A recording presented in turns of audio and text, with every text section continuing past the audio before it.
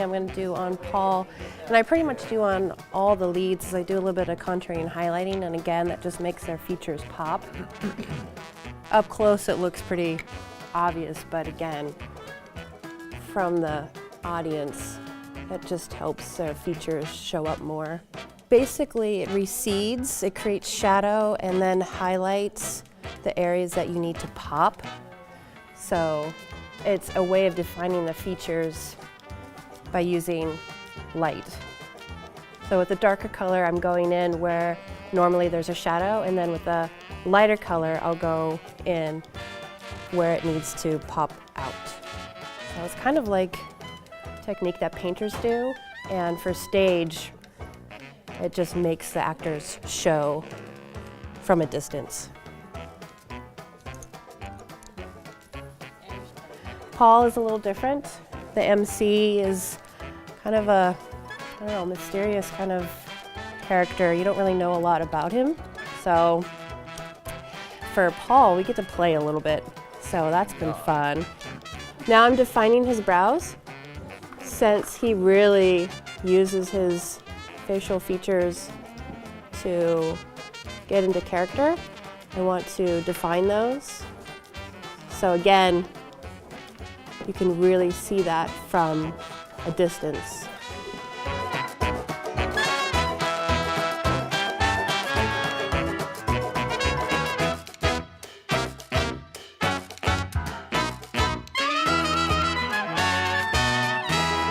So I'm just starting with a base color, and then again, to define the eye area, I'll use a darker color in the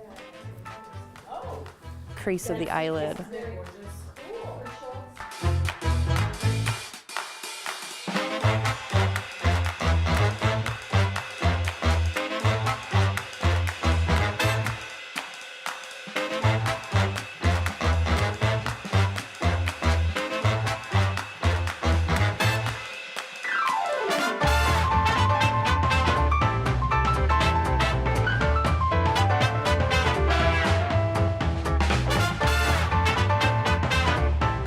Again, we got to really play with this character. I think it was, did you reference the Joker, Paul?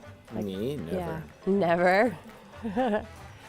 So we didn't want to do full-on clown for the MC, but you know, again, we had a little bit more freedom. I think that's one of the funnest parts about designing character makeup, is utilizing a little bit about the character in their look for not only costume, but makeup as well. So yeah, he's not your average stage makeup application, that's for sure. Usually for just basic stage makeup application, you do, you know, cream base, just a little bit of eyebrow liner, a little bit of eyeshadow, a little bit of cheeks, a little bit of lips, and you're good to go. But for character makeup, you're actually designing a look. You're doing stuff that's a little bit more off the wall, especially when you get into special effects. Paul and I had fun with that for BFG. Yeah. Yeah. Getting a little shimmer just for fun. He's a performer, so he's not wearing your basic makeup.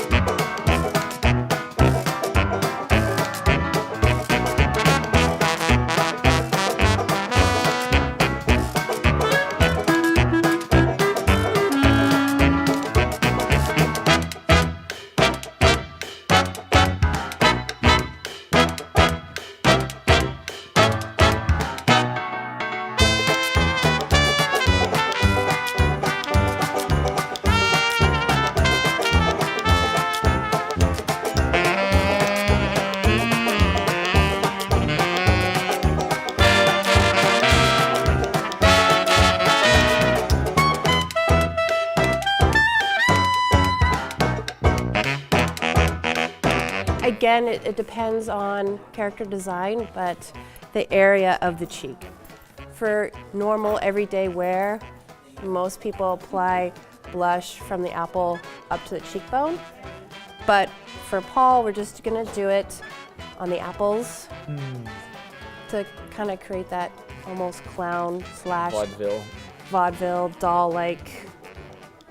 Plus, again, look at the 1930s, look at fashion. So lip liner helps seal in lipstick. It helps it from, it prevents it from spreading, so it helps it stay in place. But it also kind of helps you draw an artificial shape.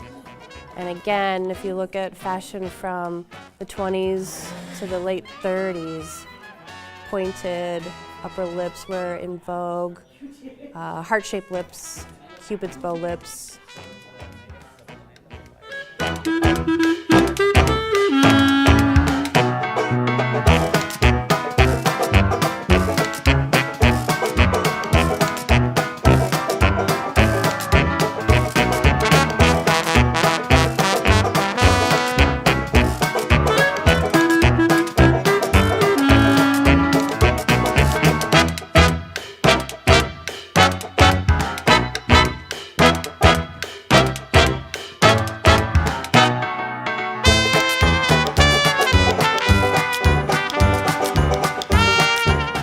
Yeah, it's not for everybody, but at the same time, it's fascinating when you see the transformation.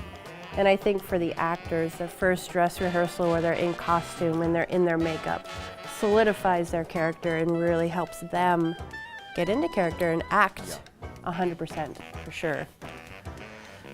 Okay, so, well, I'm gonna do setting powder, set everything in. So this typically for stage makeup is the last step, and it pretty much helps, go ahead and close your eyes. It helps not only lock everything in, because again, theater makeup is heavier, it's greasier, but it will help it stop from running, because sometimes actors, again, they sweat, they move a lot, they move around, so this kind of seals everything in. Ernst. Okay. Oh, mascara.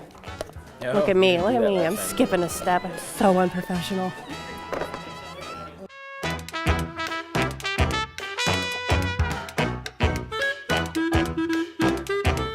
Done. Ta-da! Hello, stranger. Yay!